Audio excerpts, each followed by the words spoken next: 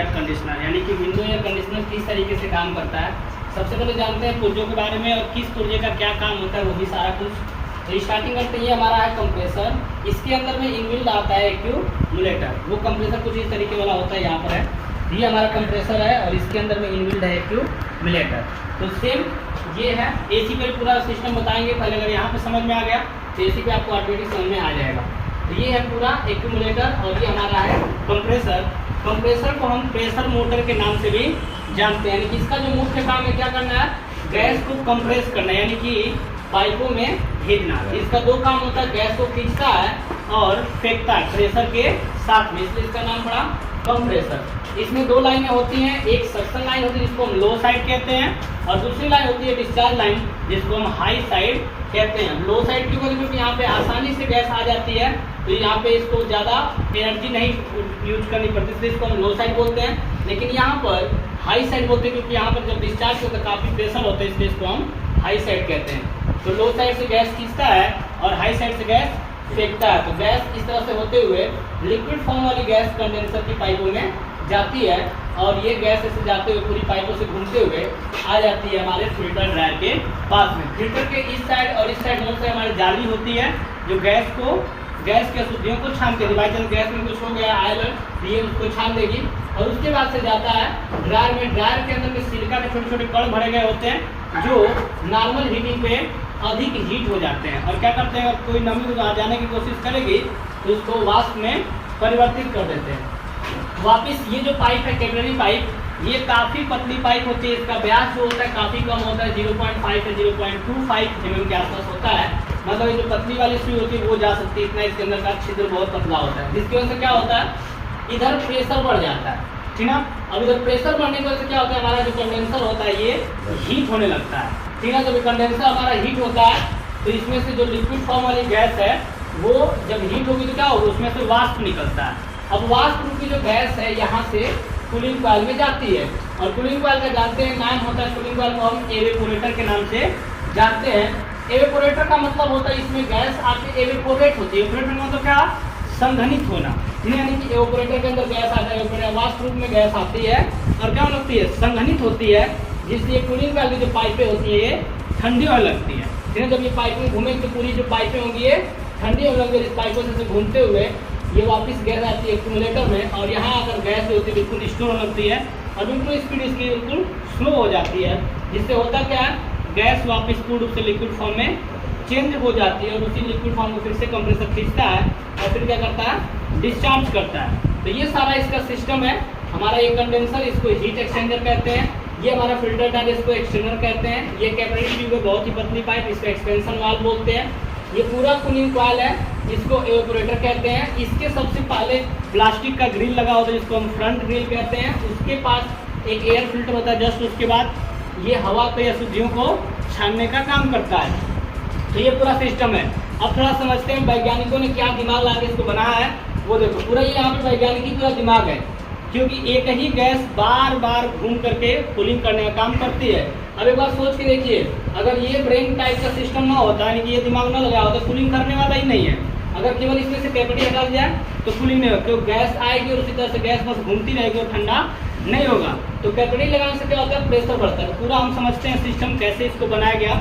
तो हर एक लगभग जो होते हैं दुनिया के 90% जो चीज़ें होती हैं वो प्रेशर पे काम करती हैं। इसी सिस्टम पे इसको बनाया। सबसे पहले जो भाप का इंजन है वो किसे बनाया गया, प्रेशर के सिद्धांत पे, और हर चीज़ प्रेशर पे ही काम करता है। चाहे कुछ भी प्रेशर कुकर ले लें या हम अपना जो वर्क करते हैं प्रेशर पे करते हैं। गाड़ियाँ जो चलती हैं प्रेशर पे चलती हैं, उनका जो तेल होता है काफ़ी प्रेशर से निकलता है। घर में जो स्टोव जलता है, चूल्हा जलता है, वो सब किस पे काम करते हैं, सारे प्रेशर पे। घर में आते हो गैस का जो सिलेंडर था, गैस का चूल्हा, उसमें प्रेशर से गैस निकलता तो क्या होता है, जलता है और खाना अच्छे से बन पाता है। वही ज़्यादा मात्रा में गैस निकलता तो क्या होगा, वो धुआं छोड़ेगा, है ना, वहाँ पे नहीं पक पाएगा। तो क्या होता है, लगभग हर एक चीज़ प्रेशर पे वर्क करती है। ये भी हमारा सिस्टम को प्रेशर बनाया गया। ये प्रेशर उत्पन्न करने के लिए इसको लगाया गया कंप्रेसर को। ये गैस को खींच कर क्या करेगा, अत्यधिक प्रेशर के साथ में यहाँ से खींचता है, ठीक है। अगर ये कमजोर पड़ जाएगा तो यहाँ पे क्या गैस प्रेशर के साथ जा ही नहीं पाएगी। तो ध्यान से समझो, एक ही गैस होती है, उसी का रूप बदलता है, ठंडा करती है, यानी कि लिक्विड फॉर्म गैस को खींचता है, ठीक जैसे जब भेजता है। तो यहाँ पे क्या है, कैपिलरी, जो कैपिलरी पतली पाइप है, जैसे यहाँ से गैस धकेलेगा, इसमें गैस ऑलरेडी पहले से है, तो इसकी पूरी पाइप में क्या होगा, प्रेशर उत्पन्न चालू होना होगा, मतलब यहाँ पे क्या पूरा प्रेशराइज होगा, गैस दबाव होगा, जिससे ये हीट होगा।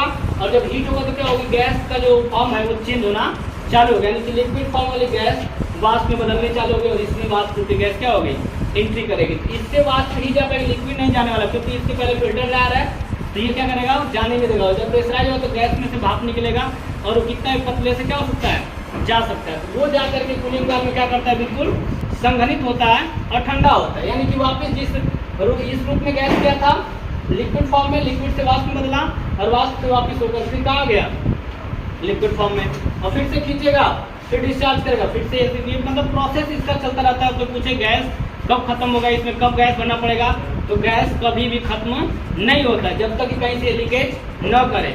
तो नहीं लीकेज होगा तो यही गैस का रूप चेंज होता रहेगा और ये कूलिंग करता रहेगा, कभी भी इसकी गैस का नाम से जानते हैं।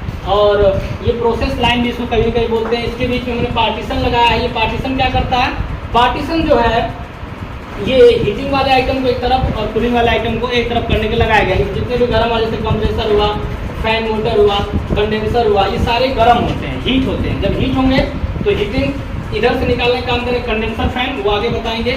और ये पूरे जो आइटम है ये कूलिंग वाले हैं, ठीक ना। तो ये एक तरफ है, तो पार्टीशन क्या करता है, एसी को दो हिस्सों में बांटने का काम करता है। तो कूलिंग वाले को एक तरफ और हीटिंग वाले को एक तरफ करने के बीच में पार्टीशन डाला गया होता है एसी के। अब चलते हैं हम प्रोसेस, जब कूलिंग होगा तो किस तरीके से हमारा कमरा, जो कमरे की हवा है वो कैसे ठंडा होगी और हीटिंग कैसे बाहर निकलेगी, उसके बारे में देखते हैं किस तरीके से काम करेगा। तो देखिए ध्यान से, पूरे इस साइड से और इस साइड से हवा खींचता है हमारा कंडेंसर, और हमारा जो ब्लोअर होता है इस साइड से हवा खींचते हैं। हवा का पोर्शन बनाते हैं, फिर दिखाते हैं किस तरीके से काम करेगा। तो देखिए ध्यान से, पूरा मैंने बता दिया गैस का सिस्टम, अभी बताना है एयर का सिस्टम। अब क्या होगा, जो हमारा सिस्टम चलेगा, तो मैंने बताया जब गैस जाएगी तो क्या होगा, कंडेंसर गर्म होता है, किसकी वजह से, कैपिलरी से। क्या करता है, प्रेशर जब अधिक बढ़ा दिया जिससे गर्म होता है तो गैस वाष्प के रूप में निकल कूलिंग कॉइल में आकर ठंडा होता है। यानी कंडेंसर जब हमारा गर्म होगा, अगर इसकी गर्मी को बाहर न निकाला जाए तो फिर क्या होगा, इसकी कॉइलें खराब हो सकती है। इसके लिए क्या लगा होता है, हमारा एक फैन मोटर लगा होता है, इधर कंडेंसर फैन और इधर हमारा ब्लोअर फैन। एक ही मोटर में दो शाफ्ट निकली होती है, ये दोनों क्या करती है, कंडेंसर, मतलब जितना तेज ब्लोअर फैन चलेगा उतना ही तेज कंडेंसर फैन भी चलेगा। इसी के लिए हमारा क्या लगा होता है, एक ही मोटर से दोनों को चलाया जाता है। यानी कि बीच में मोटर होगा, इस साइड और इस साइड होता है, क्या निकलेगी आपकी सॉफ्ट निकलेगी, तो बीच में क्या होता है आपका मोटर। तो ये कुछ इस तरीके का है पार्टीशन, और ये इसका स्टैंड है जिसपे टंगा होगा, ये कसा गया होता है। अब ये कैसे ये काम करेगा, जब हमारा एयर कंडीशनर काम करता है उस समय हमारा फैन मोटर भी चलता है, जिससे क्या होता है, ये इधर कटी होती है, यानी कि जो हमारा कैबिनेट होता है उसमें इस साइड जाली कटी होती है और इस साइड जाली का जो दोनों साइड से क्या करता है, वायुमंडलीय हवा को खींचता है। ये पूरा पोर्शन होता है कहाँ पे है, कमरे से बाहर, यानी कि आउटडोर साइड में। ये पूरा आउटडोर का है, इधर दीवार पे होता है, इंडोर साइड में कुछ ही भाग होता है। तो ये क्या होगा आपका, ये कमरे से बाहर होता है, इस साइड से हवा खींचता है, इस साइड से हवा खींचता है वायुमंडल की। जब खींचेगा तो कंप्रेसर की हीटिंग को, साथ साथ फैन मोटर की हीटिंग को, इन सब की हीटिंग को लेकर के बैक इस कंडेंसर फेंकता है, और जो कंडेंसर हमारा गर्म होता है इसकी हीटिंग क्या होती है, वायुमंडल में निकल जाती है, यानी कि हॉट एयर जो होती है वापस वायुमंडल में निकल जाती है। बार बार ये हवा को, वायुमंडलीय हवा को खींच करके इन सबसे गुजार के कंडेंसर के ऊपर फेंकता है, जिससे हमारा कंप्रेसर और कंडेंसर में क्या करते हैं, ठंडा होते रहते हैं। इस प्रकार जो पूरी हीटिंग होती है वो ये क्या होती है, इसकी बाहर निकलती रहती है। और इस दौरान हमारा कूलिंग कॉइल क्या होता है, ठंडा भी होता है। जब कूलिंग कॉइल ठंडा तो उस समय क्या होता है, ये कमरे की हॉट एयर को, तो क्या होता है, जो हमारा कूलिंग कॉइल जब ठंडा होता है तो ये ब्लोअर फैन, ये ब्लोअर क्या करता है, कमरे की हवा को, कमरे में जो हवा होगी वो गर्म होगी तो उस गर्म हवा को कूलिंग कॉइल से गुजारता है। उसके पहले इसका सामना होता है फ्रंट व्हील से और एयर फिल्टर से। एयर फिल्टर क्या करता है, हवा के अंदर की अशुद्धियों क्या कर देता है, छान देता है, और छान कर कूलिंग कॉइल, कूलिंग कॉइल में क्या होती है, पूरी एल्युमिनियम की स्क्रॉल होती है, जिससे हवा इससे टकराते हुए जब जाती है तो हवा के जो मॉलिक्यूल्स यानी कि जो कण होते हैं वो बिल्कुल ठंडे हो जाते हैं। उसी हवा को वापिस ब्लोअर फैन क्या करता है, कमरे में छोड़ देता है, ठीक है, जिससे कमरे की जो हवा होती है वो ठंडी होती है। तो बार बार ये हवा का यहाँ से गुजारता है, यानी कि बार बार ब्लोअर क्या करेगा, कमरे की हवा को गुजारेगा, उसी हवा को छोड़ेगा। आपको पता होगा जिस कमरे में एसी लगाई जाती है उस कमरे के खिड़की और दरवाजे पूरे क्या सील कर जाते हैं, क्यों, ताकि उसमें नई हवा न आ सके।